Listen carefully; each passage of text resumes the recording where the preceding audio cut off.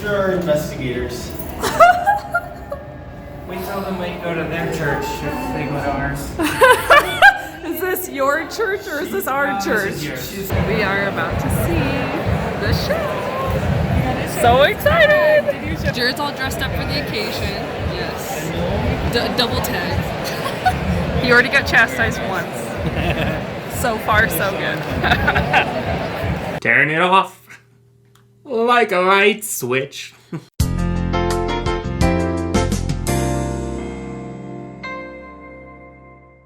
Hey, what's up guys? It's ex-mormon, my husband Jared here. Today we are going to be talking about our review of the Book of Mormon musical. It was freaking awesome! I was like, oh my gosh, do I really want to spend like $200 on tickets for this? It was totally worth it. Thank you, Jared, because he was the one that bought the tickets. Yeah, it was great.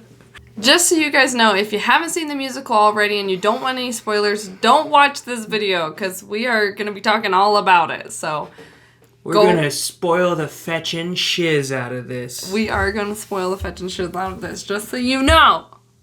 So, first things first, you guys have to know how Jared was dressed for the occasion, very appropriately. I dug into my old crap and found my missionary tag. 2 of them. Yes. I dressed up in a suit, white shirt, and a tie. This is the first time I wore a white shirt. Long time. Yeah, I was dressed up as a missionary. So was one of my friends that went with me. We got We're some companions. Yeah, we were companions. Got some weird looks.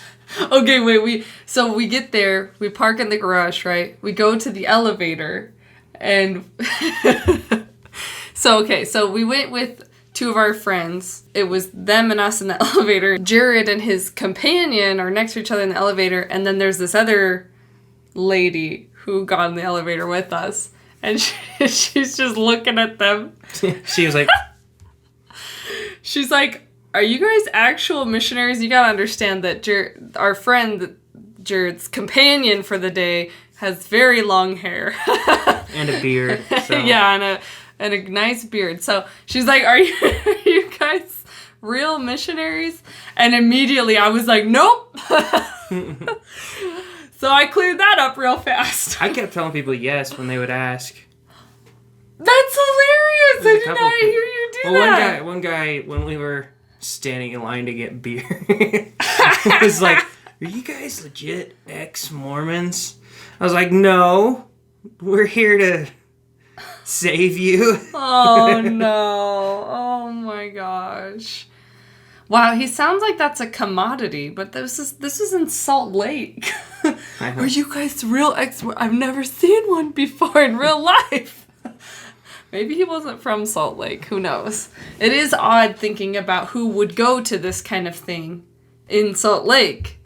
Like, I just thought it would be mostly ex-Mormons going.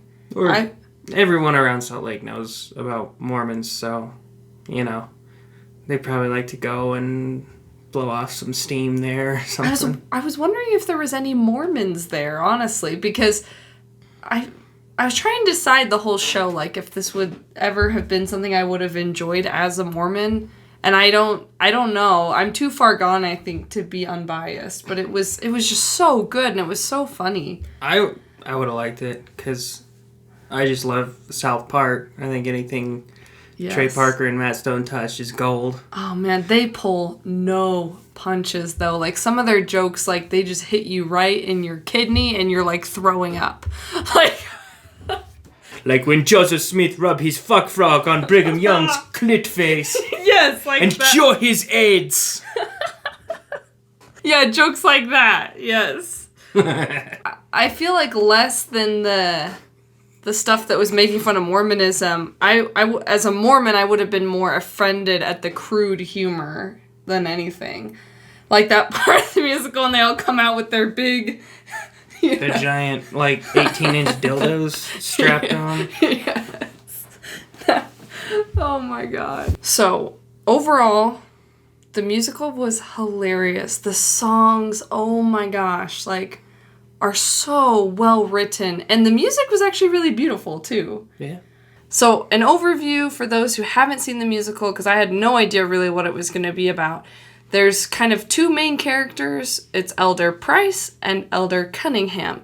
Now, Elder Price is like this arrogant, self-righteous, like really annoying 19-year-old Mormon kid, right? And then you've got Elder Cunningham, who is kind of like a loser geek, has a lying problem to try to get people to like him. And anyway, so the premise of the show starts with, like, they're all in the MTC and they're learning how to be missionaries, and then Elder Price and Cunningham get paired together, and although Elder Price really wants to serve his mission somewhere really cool, like Florida. Orlando. Exactly. He ends up instead getting called to Uganda with Elder Cunningham. So they end up going to serve their mission there and end up realizing, I don't know, just what real problems are like. And they both kind of have their own separate hero's journey where they end up kind of coming to this lesson in the end of it that maybe something doesn't have to be true in order to be helpful. Which, that message I was not expecting. We'll talk more about that in a little bit. But that's just kind of a little basic overview. Just, you know, the musical, it takes place as these guys are serving their mission. So, yeah. It's not all that surprising, because, I mean, you remember how the South Park Mormon episode ended? The kid came up to Stan, the Mormon kid, and he's like, you know, Stan, yeah, maybe my beliefs are crazy. Maybe Joseph Smith was a con man. Maybe all this stuff happened, but it makes me be a better person and be closer to my family, so you're a dick, or something like that. Yeah, I remember that part. So it was kind of the same moral. Like, it was like, well, it makes me happy, so what does it matter? Which, that kind of blew my mind a little bit, and I don't know. It just reminds me to try to have more respect for people who do want to be a part of the church, even when they know about all of the kind of unhappy history moments. Anyway, I think Matt Stone and Trey Parker have a pretty healthy outlook on Mormonism. Yeah. They'll make fun of it like crazy. Yes. But they're not, I don't know. I'm definitely shocked by how accurate so much of it was. Like, they did a really good job of getting, like, the language, like, that Mormons use, like, down, and the mannerisms in the show, and the songs, like, everything just felt like it was very precise. I think South Park is good about that. Like, the creators, they have this precision, which really makes the joke so much funnier because of how precise they line it up. You know what I mean? Mm-hmm. There's a lot of gosh dang it's. Right. Yeah, it was such a fascinating show. It really was. I mean, the only inaccuracies they really had was, like, where they went to the MTC and were then assigned a companion and a location, and the companions are the same throughout the entire mission. But that's just kind of a creative liberty. It's not something that's painting the. It's not like a way of shitting on the church, right? Dishonestly, it's just theatrical. I will say there's one other thing that I think that some people would argue that was unfair that they had said, and it's during one of the songs. Joseph was like, oh no, like, I'm gonna die and I didn't get to show anyone the plates, and he's like, I guess that's what you were going for. And you know, some people would argue, like, oh no, he did show other people the plates. But, you know, there's two sides to every story. Martin Harris done saw it with his spiritual eyes. Exactly. So I feel like a lot of Mormons would be like, that's not true. But when you examine a lot of the stories for the 3 witnesses and the 12 witnesses, there's a lot of sketchy things that come up. So I would say that I feel like it was fair that they made that joke. The coffee jokes were funny. One part where Elder Price is just really beaten up and frustrated and just sick of things not going the way he wanted to, because, you know, they presented Elder Price so perfectly, like with that charisma and just like blinding confidence that a lot of missionaries have when they go out. Well, and that betrayal that, like, I was told that if I was righteous, I would get all of this. I would get everything I wanted, right? And I didn't. Yeah, and so he's, like, all burdened down. So I thought they presented that so perfectly. Because, yeah, you kind of go out on your mission expecting that people are going to fall at your feet and cry and, like, because you're going to convert them to the Lord. And, I mean, stuff like that can happen.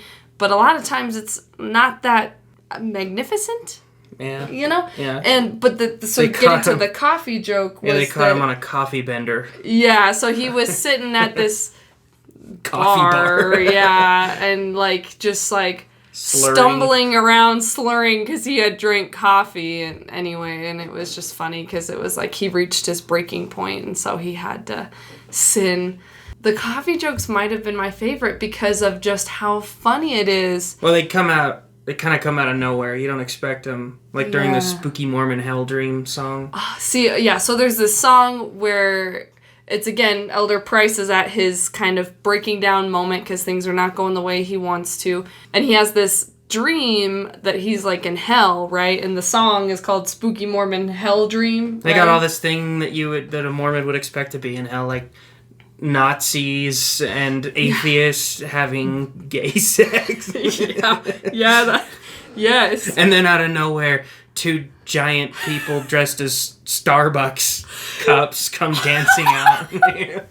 I was dying when those coffee Starbucks costumes came out. Like, that was probably the funniest part, in my opinion. Like, I was dying because it's just so funny because they literally had, like, these Nazis and gay people and all this stuff, like, representing hell, and he feels like he's there with all this evilness, and then out come the dancing coffees. I was just like, oh my gosh. It was so funny. I guess it really did catch me off guard.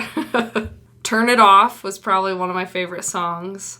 Oh, man, it was so good. So the premise of it is that, Elder Cunningham and Elder Price are having a hard time, and one of the other missionaries in their district, like serving in Uganda with them, basically sings this whole song about how you, like, as a Mormon, you just, like, flip a switch. You just turn it off. Just don't think about it. Like, it's a doubt your doubts type. It's the put advice. It on the shelf, and you'll figure it out. To him, it's specifically... He's obviously gay. Yes. And he's telling them, you gotta turn it off. And at one point, Elder Price even points out, like, you know what, I think it's okay if you're gay as long as you don't act on it. And he says, nope, because that's not turning it off. That's like using a dimmer switch, right? Turning it down, real down low. And he's like, but you gotta find that box and you gotta crush it. Yeah. It says, reach into your mind and see the 1,000 little boxes that make you who you are and find the one that's gay and crush it! Yes. And, I mean, that part, like, it was really funny, right? Because it's so accurate, like, because that's the way the Mormons present it. It's like, oh, it's okay to be gay as long as you don't act on it.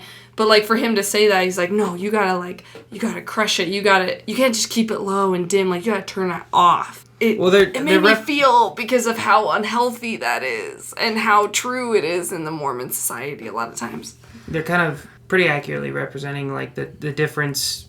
I don't know, there's like an error in communication. Because they'll say that to you all the time. They'll say, it's okay. Like, something that applies more to me. Like, it's okay if you sin. It's you'll always be worthy in God's eyes. But it's like everything I learned growing up taught me that, no. You're the exception. You're the bad. You're worse than this. So it's kind of, there's a disconnect between sometimes what is said and what is perceived by the individual. And that's true. That kind of illustrated it pretty well. Yeah, that made me, like, feel hard. You do think about, like, I know I have people in my life that know about the things in history that I would consider pretty damning evidence. And, they just are like, just not going to think about it. Turn it off. So that's why that song is so funny. Like, it just is so true in a lot of ways. Yeah. My real favorite song, I lied. My real favorite song was Hasadiga Ebola. So when they get to Uganda, the people in the village that they're, like, trying to teach, basically... are like, oh, we're gonna, like, teach you guys about our culture and, like, what's going on. And so they start saying Hasadiga Ibowa and how that, like, helps them, this expression. And they treat it like Hakuna Matata, right? It sounds like Hakuna Matata. It sounds like it, and I'm sure that was the intention. No, it was the intention. That was the intention of the writers, because Elder Cunningham is like, does it mean no worries for the rest of your days? Sort of. So they start singing, and they're saying it, and they're like, oh, if your kid has nothing to eat, just say Hasadiga Ibowa, and and if like these really bad things are happening to you, just say that. And then it turns out that Elder Price is like, so wait, what is that translated? Like, what does that actually mean? And the guy's like, well, do you want to say it? Well, Ibowa means God, and Hasadiga means fuck you. So I guess in English, it would translate to, fuck you, God. The best part of that whole song is when they'll go through and the Ugandans they'll state one of their problems and then everybody chants Hasadiga Ibowa. And it's to kind of like let off steam. So it's like they're singing about how, we all have AIDS. Hasadiga Ibowa. We all... we haven't eaten in days. Hasadiga Ibowa. And then they're like, see, you try it now. To the American missionaries. And they say, well, the bus was kind of crowded and our flight was late. And it's just comparing real problems with whiny problems. It's so true. Like, and it's so funny when you just look at the arrogance of Elder Price, like, especially, and how he's just like, this was supposed to be, my moment to shine and convert all these people, and it's like, can't even, like, realize, like, how just sad and awful their situation is, because he's so caught up in his own, like, pride, which I feel like is definitely a legit thing. Going on a mission, I think, is a very big eye-opening moment for a lot of people, to how good we really have it here, and then to how shallow some of the gospel teachings can appear when it's like, yeah, in comparison to some serious, real, actual life-threatening problems. But they're pretty nice to missionaries in the play, honestly, because they sort of let you know that, like, yeah, these I think the only reason the missionaries are sort of blind to how difficult life is for the Ugandans is because, like, honestly, if they're right, that stuff doesn't matter quite as much, It's terrible stuff isn't quite as big of a deal if there's this grand scheme, So Salvation. That's probably, I think that's where they're coming from, them saying, like, look, yeah, I know it sucks right now, but I've got this thing, like, I can give it to you, and so they're nice to missionaries, because that's what missionaries think they're doing. They think they're going out, sacrificing a lot of money and a lot of time to bring you to become God one day. So, So it's pretty, when you think of it that way, it's kind of nice what they're doing. Right. It still sucks, but... I think one thing that was heartbreaking to me about it was, like, how the girl... What was the main girl? What's her name? They always call her something different because nobody can remember her name. My favorite right. That was part of the joke. My favorite was Neosporin. We'll call her that then. Yeah, he kept saying her name wrong because it was really hard to say. Call her, like, Kareem Abdul-Jabbar one time. Neosporin. Yeah. Well, she, like, said something to the effect of, like, oh, you're just like all the other missionaries that have come here preaching Christ, but they've come and they've gone, and, like, no one really cares about our real problems. Like, which, again, it's like, well, if salvation is real, then yeah, that's the bigger problem, but... I don't know, it was heartbreaking to me, because I'm like, it almost is like, are we serving missions because we just want to show everyone how awesome we are? Or are we doing it because we really want to make a difference? Like, we as in, like, people in the Mormon church or in other churches or whatever. Which is a good segue to my favorite song, which I don't remember what it's called, but it's like, You're Making Things Up Again, I think is what the title is. And it's Elder Price goes off on his little mental breakdown, and which leaves Elder Cunningham alone, who he then has to, obviously, he has this cognitive dissonance of two contradicting rules, because he's like, Rule 72 says I have to be with my companions at all time, but Rule 26 says that I have to preach the gospel. I don't know what to do here. Right, so he decides to preach. He's trying to teach these people about Mormonism, right. and they're explaining, like, your book doesn't say anything about our problems. It doesn't apply here. Yeah. And he's like, it does, I swear it does. And the guy is very crude. He explains that their theory is the only way to get rid of AIDS is to have sex with a virgin, and there are not many virgins, so they're going younger. So he says, I'm going to go rape a baby. And he's like, no, you can't do that. Jesus really wouldn't like that. He's like, what did Jesus say in your book about raping babies? Nothing. He kind of like sweats because he knows it doesn't say anything about that. And he's like, right here. And then he makes up this story about God telling Joseph Smith not to rape a baby. Like, that won't cure your AIDS. And he's like, well, how did Joseph Smith cure AIDS? And he said, he raped a frog. And so in a vision, it has, like, behind him Joseph Smith and Moroni and Brigham Young appearing and singing to him, you're making things up again. And they're like, you're misrepresenting what we are. Right. But everything he's saying is helping these people. And he tells them that. He's like, look, I lie all the time, but this time it's helping people. Yes. And it's applying specifically to their situation. And it's very interesting. That was probably my favorite moment, just because he just had to keep telling them, no, you can't do this atrocious thing, right? Because this book says so. Right. Which was actually, like, in the end, the whole theme of the play, like I mentioned, was that maybe something doesn't have to be true in order to be helpful.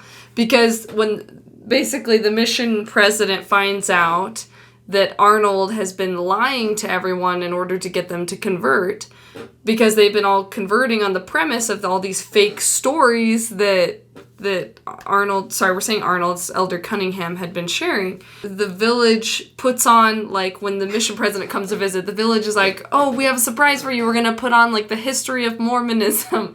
So they put it on and they present, like, the most ridiculous version of Mormon history. It's not. Joseph Smith curing all of the AIDS with his fuck frog. Yes, that.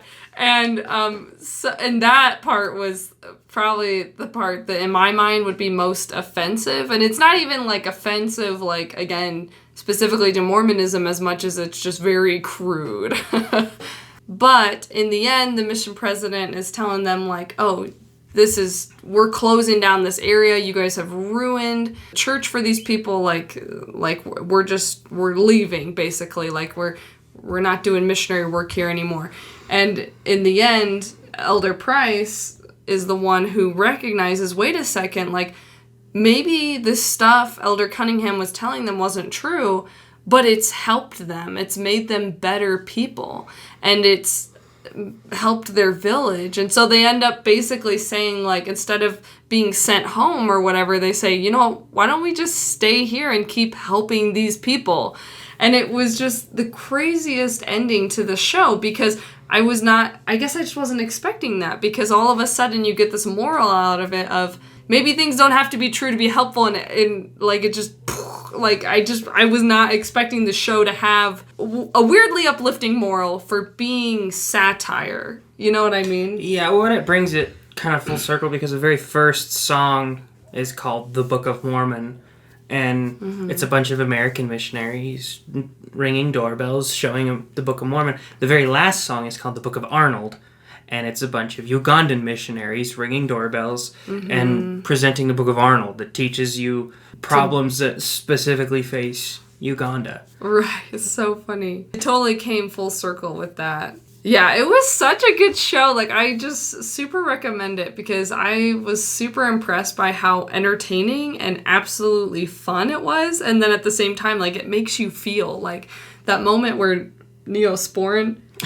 So, you know, at the beginning we had the Hasadiga Ebola song. Later, there's, like, a different version of that song, because the whole reason she really wanted to, like, be converted in the first place was because she wanted to leave Africa and make it to Salt Lake City. Right, which in her mind was like a magical land of, you know, she sang about it. Where the people are open-minded. That got a pretty That was a big Stellar laugh. That was a big she, laugh. She was my favorite. I liked her. So she really wants to go to Salt Lake City because in her mind, like, it's like the stories, the fairy tales she heard growing up about magical lands where there's not flies that bite your eyeballs and people that want to, hurt you and stuff. And anyway, so she gets this part where she realizes, like, she's not going to Salt Lake.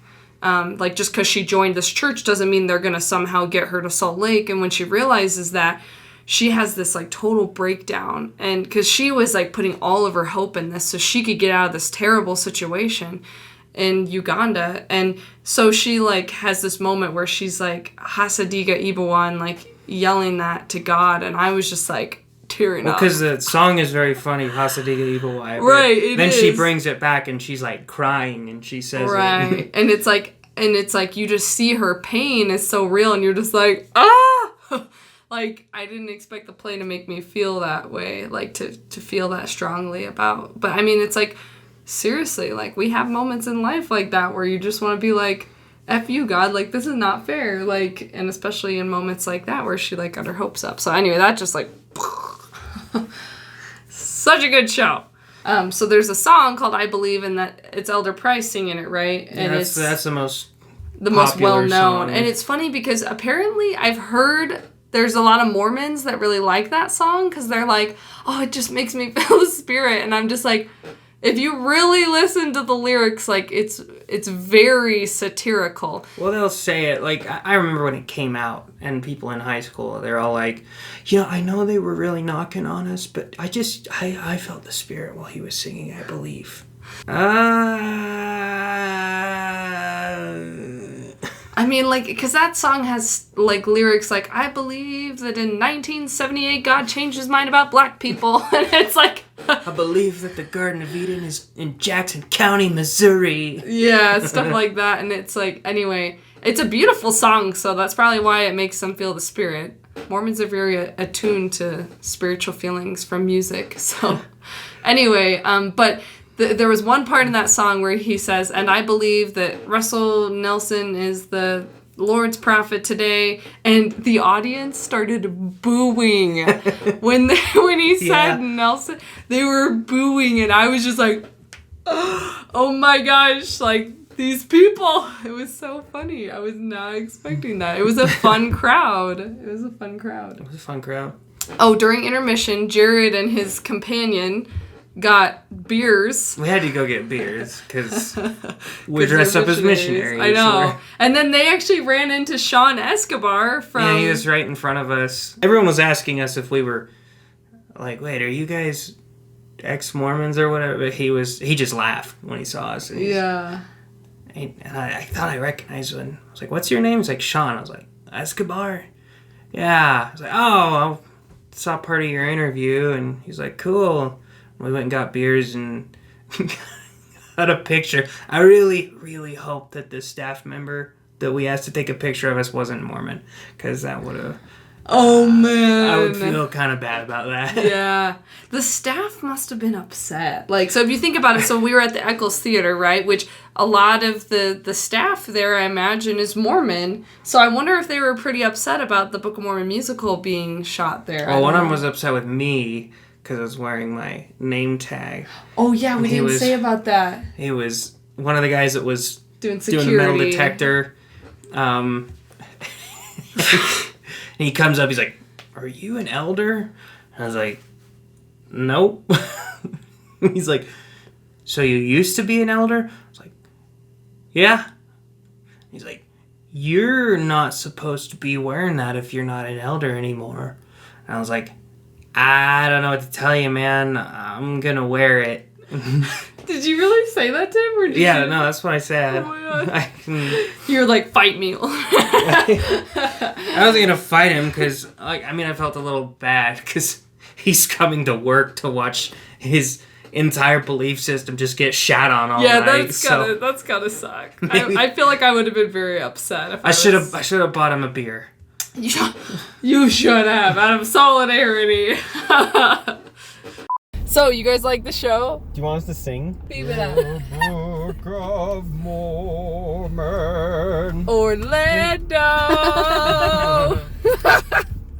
So is anyone feeling less gay? I'm a Mormon, and gosh dang it, Mormons just believe.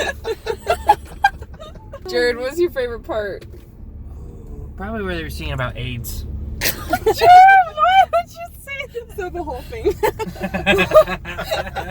For anyone interested, in the comment section below, I have a link to another YouTube channel that I'm working on with my business partner, Angie Monco from Harmony Harbor, where we talk about people pleasing and how to overcome that. Very passionate about that because I feel like Mormons are just bred people pleasers. I don't get what's so wrong about people pleasing. You're trying to make everyone around you happy at the expense of your own happiness. Like, that's collectively, that's more happiness. If everyone around you but you is happy, then that's better than if just you're happy. Jared, you're really killing business for me. Thank you guys so much for watching this video today. Please don't forget to give it a thumbs up, subscribe to our channel if you haven't already, and comment below your thoughts about the Book of Mormon musical. Thanks again, and we'll see you guys in the next video.